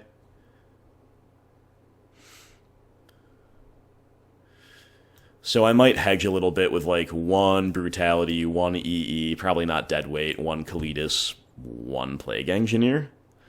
Fulminators aren't terrible either, because they can be cast under Moon as Grey Ogres, and you can land screw the opponent, but we're probably not really supposed to do that. So I'm going to play just, like, 1 of everything, 1 of all the fringe cards, and leave a couple of the kind of bad main deck cards in, too. This is actually more sideboarding than I usually do in these matchups. Alright, we've got a hand that's immune to Blood Moon, if we can fetch a time or two, so I think that alone is a decent enough reason to keep. We're not interacting much. We do have a Brutality, as I just told you. It's kind of a little all over the place in terms of how it might line up. Pithing Needle. Don't blind name Verdant Catacombs, please. Lily of the Veil. Got it.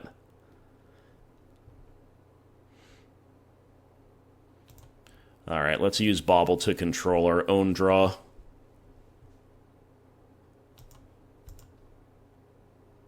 Another Verdant Catacombs. I think I'm going to shuffle that away in case they have another Needle naming it, and also just because, whatever. We don't need a 5th land, even if it can get a basic.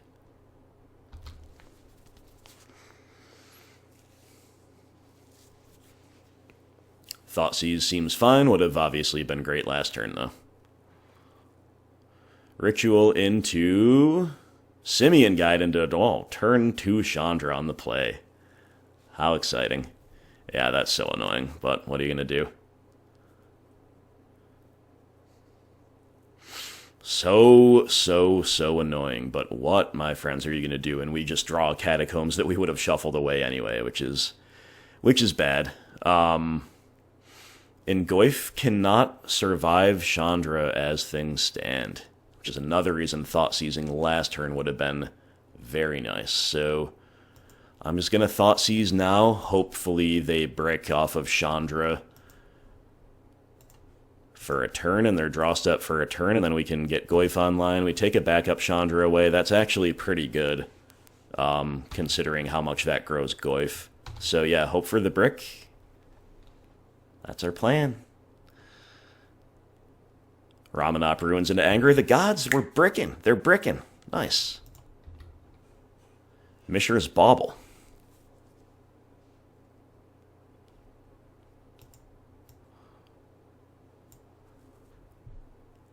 I think once again I should Bauble myself here.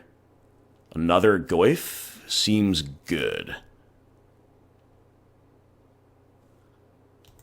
Yeah, good enough to draw.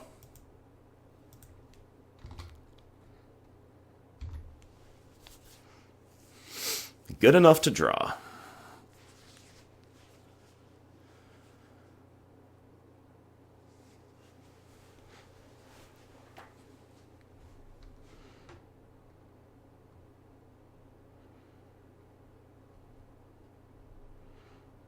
OP is adding mana? Really? Uh-oh. They found something. Karn. Ah, boy, oh boy. That is rough. Snaring Bridge.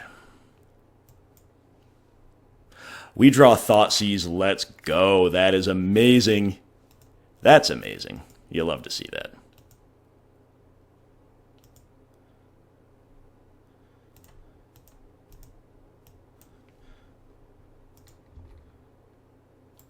Gotta attack this Chandra before she ults. Hopefully they don't have another sideboarded bridge to fetch.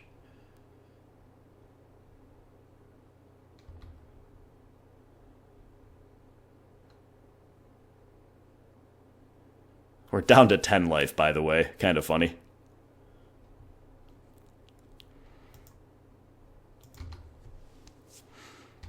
We can go get a forest if they find a Blood Moon for turn. They find Gemstone Caverns. Into Blood Moon. Alright, I guess we do go get Forest.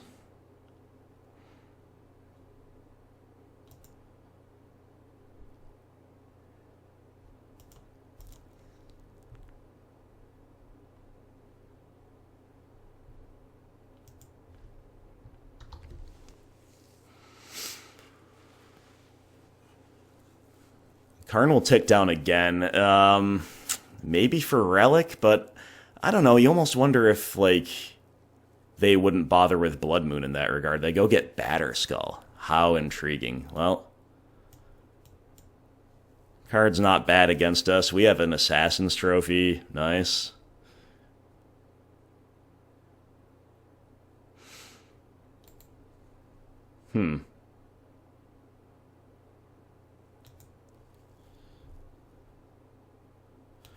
Maybe ignore Karn for a turn.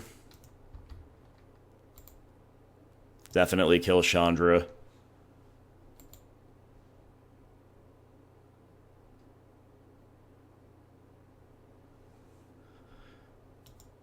Yeah, whatever. I'm going to kill Karn too, I think.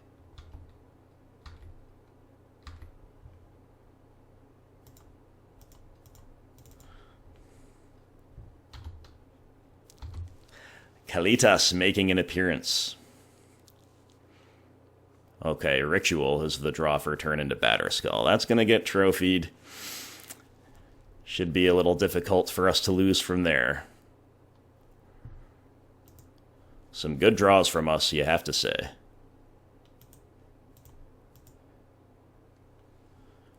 It's a beautiful thing, my friends, a beautiful thing indeed.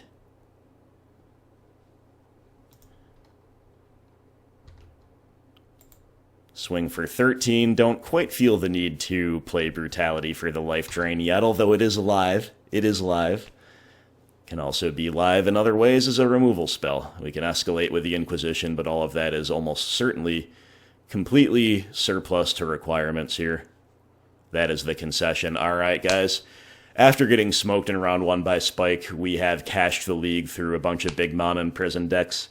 And we still have round 5 to play. Definitely feeling pretty good about all of that.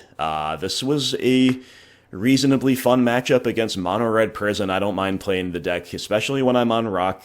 It's trying to do a lot of broken things. It's trying to stop the opponent from playing in some important way.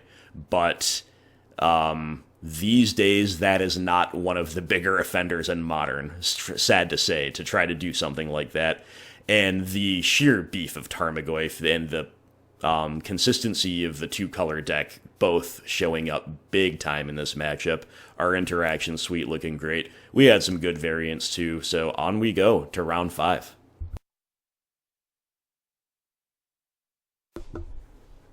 Final round on the draw with a broadly keepable hand. Mishra's Bauble and Nihil Spellbomb are stand-ins for more universal black-based interaction. But if we imagine those as the latter, then we have a hand that we'd keep in the blind for sure, and Bauble represents a redraw, Spellbomb represents a unique axis of interaction. Opponent with a turn 1 Arbor Elf really making us wish we did have such a thing as the aforementioned interaction, but let's Bauble the opponent, see what's up. Walking Ballista, I guess we're against Heliod. I'll be honest, I don't know my way around the matchup as well as I could. I haven't been playing that much since it's been in the meta, but we're going to play a Hexdrinker. Yes, it dies to Ballista. If that's the worst they're going to do to us, then I think that's more than we can hope for. We're leaving Arbor Elf unchecked. We don't have any discard. This is a really bad spot to be in against this Heliod deck. That I can tell you. And unfortunately, Bauble just yields a basic land. Opponent might be a little puzzled as to Bauble into basic forest Hexdrinker, right? But maybe they know. Maybe they know the power of the snake in good old Rock. Okay, opponent has a plains for a turn, thankfully not a forest, so they don't make as much mana as they otherwise would, but still enough to play a Heliod. So we know Ballista's in hand. We don't draw anything good. Let's just bluff interaction, I guess. Unbelievable. Unbelievable. Oh, well, yeah. I maybe should have just played Nihil Spellbomb, because if we do, and then represented Fatal Push, right? They're just gonna Collected Company. Alright. Whiff. Conclave Mentor, Noble Hierarch. Yeah, I should have played Spellbomb, that was my bad. I just kinda was talking and realized it a second too late. Lily of the Veil. Not very good against this wide board.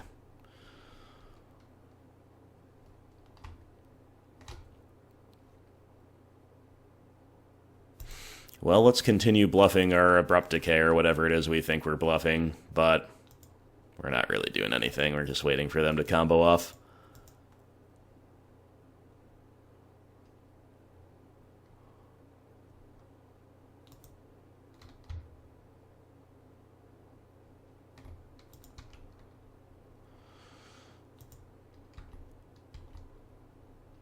Put a little pressure on. Offer the trade. No? Didn't think so. Yep. Yep, well, our top few cards didn't yield what we needed. We need a discard spell, we need a removal spell. It's not that much to ask for in a deck like this. Or we needed them to not be going so wide so early. They're just like playing it safe around our bluffed removal because they have so many other good things to do, I guess. Or, well, no, they can now, yeah, Auric Champion is going to get them some life in a different way. And they've got the counter set up with Conclave Mentor. They can also untap with Arbor Elf.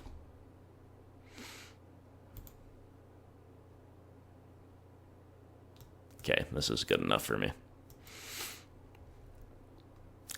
We do nothing, basically, and lose to Heliod. We play a Savannah Lions and get wrecked.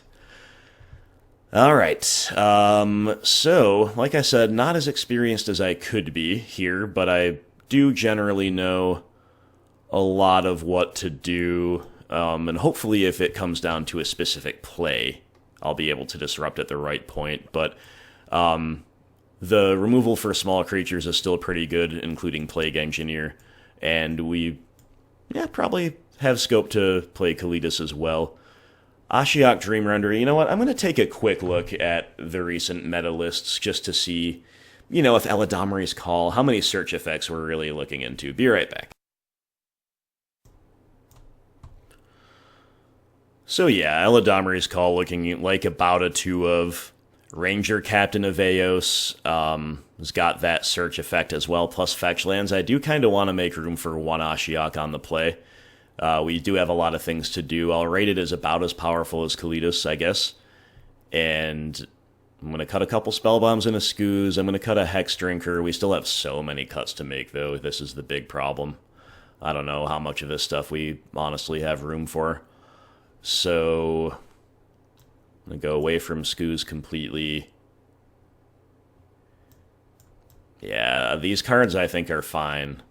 Good even, but maybe not quite what we need. And I'll also trim a Lurrus. I think doing that is fine, because they're not really putting much into the graveyard on our behalf. It's probably a little slow to try to loop them out of the game with baubles and so forth, especially when we're cutting Spellbombs. Yeah, you know what? Maybe I could have cut a second Lurrus. That's a thought. Anyway, a 5-lander, really? I mean, Goyf into Lily's great, but I think we should mulligan this one. Our 60 post side is so good that I feel pretty obligated, and this is a nice keep. Opponent will mulligan as well, so fair enough. I'll keep this, and we're just going to bottom Quagmire in the hopes that we are able to curve out with everything that we want to do. But it's a nice hand.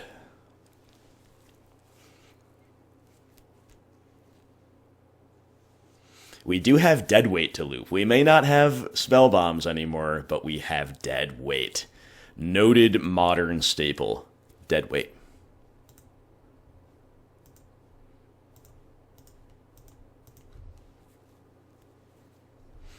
Oh, Veil of Summer. Utopia Sprawl, Spike Feeder, Skyclave Apparition. Alright, a hand that we probably have to take the Veil from. And then play Goyf. They can answer that with Apparition. We can Deadweight the Apparition or Edict with Lily. Yeah, I think taking Veil is more or less obligatory here.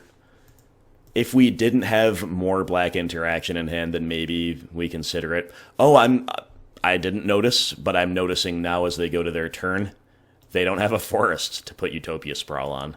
Opponents getting punished for playing a few too many utility lands this league. I do admit to loving to see that, and, you know, I won't be mad about it.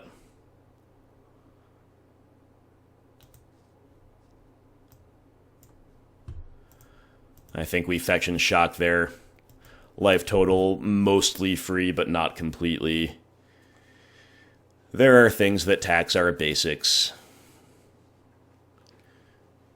We do have enough variety of colors that, you know, we could need to do it that way, so sure, good enough for me.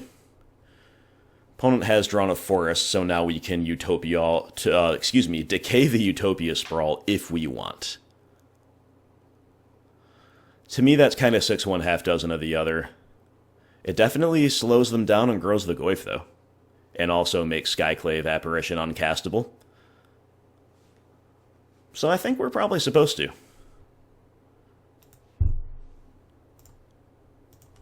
Sure. I think this follows the signals of our hand well enough, taking an aggressive stance under these circumstances.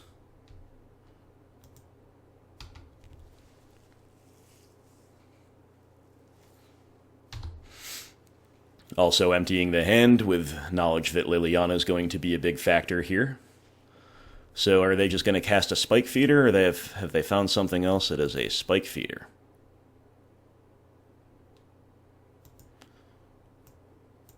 So they'll be able to gain some life. We've drawn a Bob. Yeah, I guess we should deadweight the Spike Feeder. Remove a counter, gain life, remove a counter, put a counter. Yep, deadweight the Spike Feeder, because Liliana's Edict can maybe kill things that deadweight can't. And, you know, more importantly, it does let us play Bob. Now, getting the Liliana down and being able to take up next turn is good in its own right. However, probably not as good as on average as just getting a Bob down. Seeing 2 per turn. Increasing the clock, because Spike Feeder was so rude as to unwind our first hit, basically. Okay, so here's the second white. Now they can play Apparition. Hopefully they don't have something better. They do, it's Collected Company. They into an Apparition, into a Ranger Captain. Okay, this is how we start losing, frankly. That's really, really, really rough. Into 2 high-impact 3-drops. Coco into 2 high-impact 3-drops. And opponent taking away the Bob. And tutoring a Ballista. As for us, we will find a Ghost Quarter. Not very exciting.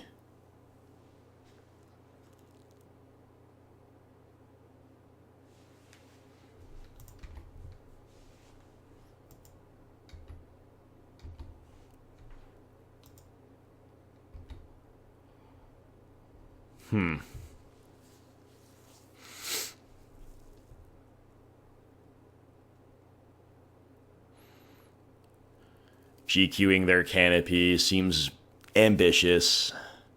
I don't think we're supposed to, because we could really use the Peatland draw at some point in the next turn or two, and therefore need the mana for that.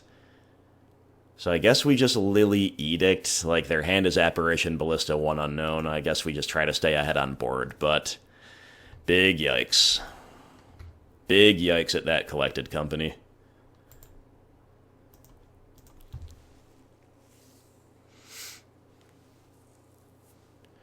Opponent keeping their Apparitions around for opportune times. It makes a lot of sense. This Apparition can attack Lilioth. The other one can turn Goyf into a future 2-2. So we're going to need some help. And that's all assuming opponent has nothing game-winning to do, like, and no other Collected Company or anything else crazy. You know, it all assumes that they're just floor of the turn is doing this, which it appears to be. Alright, no Maelstrom Pulse in the deck, so what else can we find? Mishra's Bauble.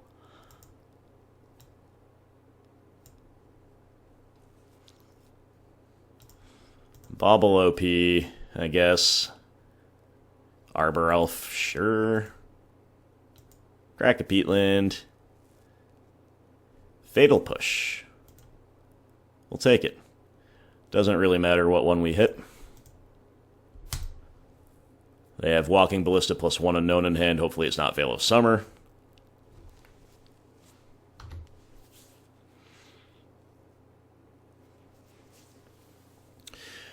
I think it's important to hit that with the push, because we need to be efficient, and we also need to keep trying to close this game out.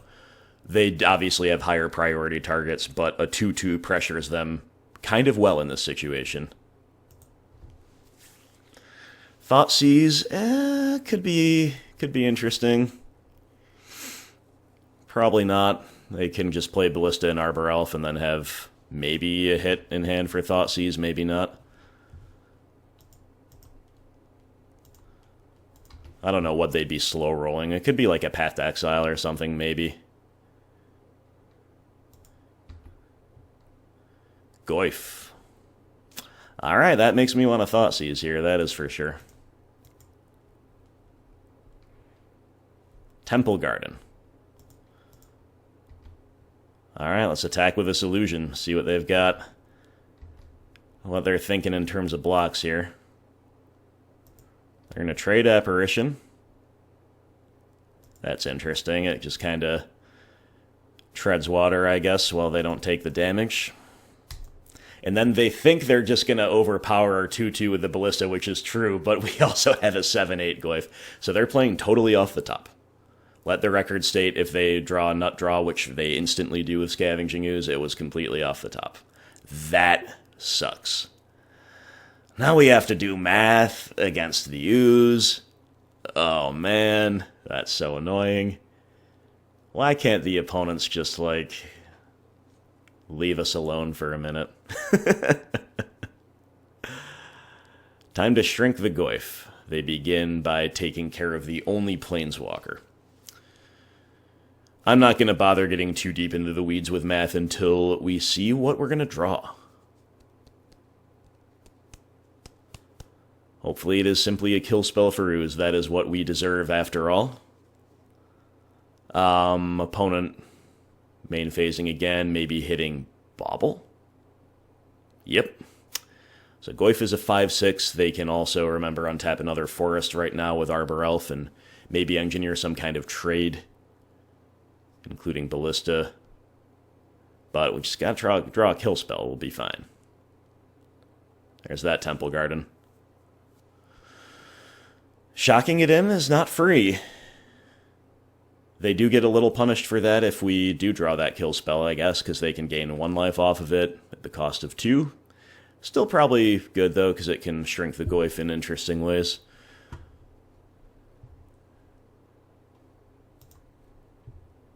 Forest.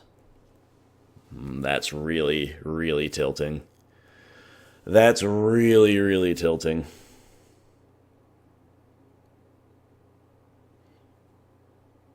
Okay. So what's the best they can do with Skooz? They activate it twice.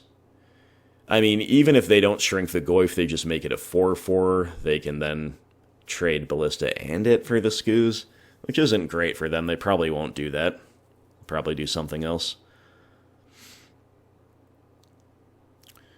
There are 2 enchantments they could eat. Like, okay, so Goyf is a 5-6 from the big 4, which are land, creature, instant sorcery, plus enchantment. There are too many lands to eat. There are not too many sorceries to eat, but there are at least 2. Ditto enchantments. There's a ton of instants around.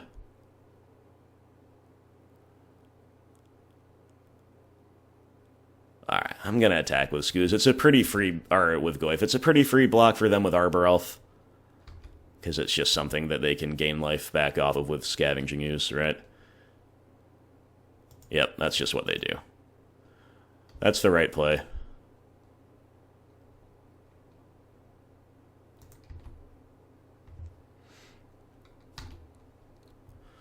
And because of that, you know, attacking with the illusion is just walking into their hands, so... Yeah, that's really rough. The Skooz is going to take over from here. You know, in theory, they can brick and we can draw a kill spell next turn, but it seems like we needed the opposite to happen. So now we just get kind of nickeled and dimed out with the Skooz, which I don't normally mind, but in the context of this combo deck based around an indestructible centerpiece that also has a ton of value baked into the cake, it can be pretty rough. Alright, opponent has a brick, basically, with Utopia Sprawl, so they get to go crazy with Skoozy. I'm just 6ing.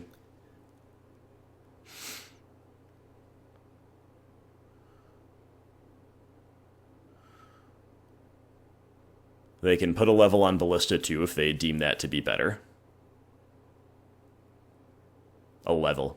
What is this, Hexdrinker? A counter! A counter! And in some ways that would have been interesting, so they could make it a 3-3, ping the illusion down, get a big attack in with Skoos, trusting their life gain to be enough of a buffer, but they're playing it more cautiously, which you understand. Let's just draw a kill spell. We draw another land. We draw another land. It's Hissing Quagmire. Wow.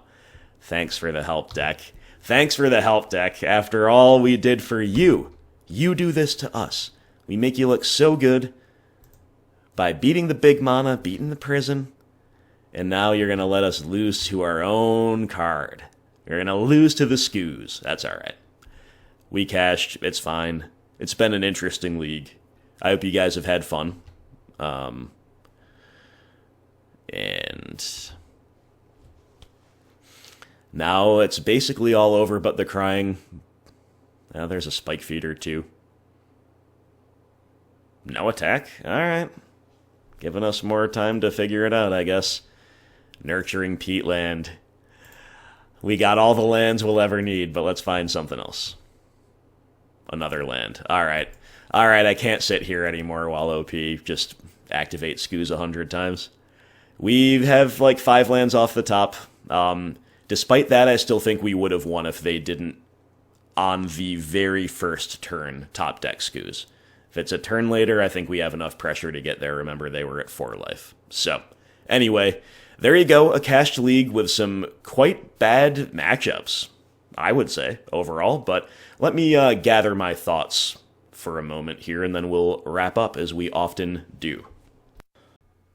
Okay, my friends, so that was our league, a very reasonable 3-2, I think, considering how many wrong half of the deck problems we had, including in the matches we won, but certainly also in the matches we lost, and generally the nature of the matchups, pretty unfavored, right? I don't think Heliod is an especially favored deck. You know, we have tools, but Collected Company is a tough card for mid-range decks to beat. When the linchpin is an indestructible enchantment, that's also tough, and it is just packed to the gills with value, X for ones, and that is the type of thing that buried us to a certain degree. And then Mono-Red Prison, I think that is actually an incentive to play Rock. Like, if Rock is going to be back in the meta with certain bans and meta changes, maybe Mono-Red Prison rising to the top, it's a pretty good incentive to play Rock. On the other hand, another 2-color red mid-range deck like Rakdos also seems like it would be good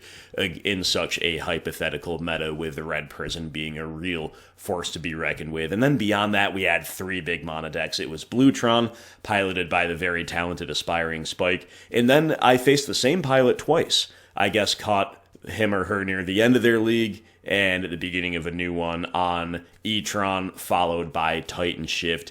And these are just not good matchups for the Rock. So the fact that we came out with a 3-2, pretty darn good if you ask me. As always, I never know. I could have been missing a valuable line or sideboarding strategy or something else as well.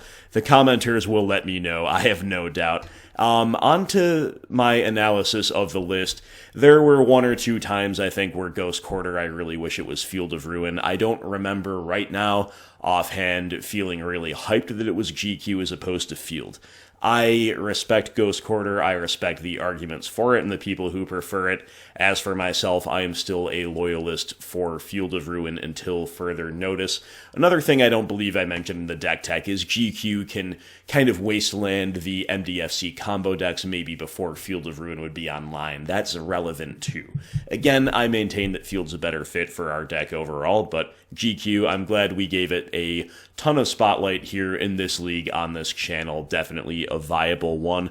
Otherwise, in terms of what was MVP, it was nice to have a good moment with Fulminator Mage or 2. It was nice to have a good moment with Ashiok. These cards definitely still a force to be reckoned with.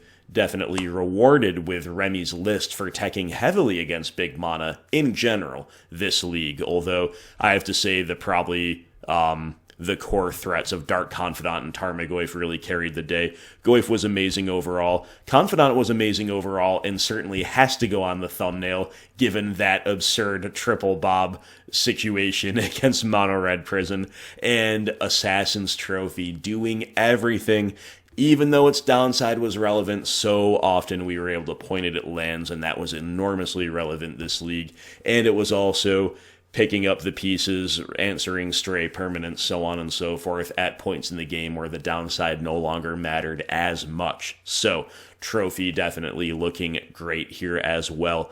I don't know what else to say other than that Rock is still definitely a victim of the Fire card design in the Fire era of Modern. I am very grateful that we did not run into the piles because, you know, Heliod might be a bit of a bad matchup. We definitely are still a little unfavored against big mana, but ultimately these are beatable. The pile decks really are not, by and large. You will definitely get some wins against them, but if pile is the number one deck in the meta, it's very hard to justify playing Rock in huge events, although as Sol has proven, it can still be done to great success. So thank you once again to Remy Marchiat for a wonderful list and a wonderful, sustained, generous level of support. Thank you to our newest patrons as well, Derek Reese, the Inquisitor, Chase Robbins, the Confidant, and as I mentioned at the beginning when I was explaining I was lamenting as I was explaining the woes that I endure,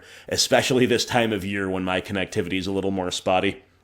I also mentioned with these great trials come great insights, and I am going to be bringing you a new form of content, the idea for it, and an example of it in the near future. So we do find a way to keep moving forward despite increasingly difficult schedules and an increasingly hostile meta. I am committed to remaining one of your main sources for modern content if I am able to keep earning that spot in your eyes. So thank you for watching this as well as everything else, and thank you so much to all Patreon supporters especially. Hope to see you guys for the next video. We're going to be doing some of this newfangled style of content. I might have another few Will It Rocks to cover, but I don't know if I'm going to have time for that, honestly, before it becomes a little bit passé. And I am going to play Valky Jund at the first available opportunity when those cards are on the market. So I hope to see you for all of that. Have a great night, and I'll talk to you soon.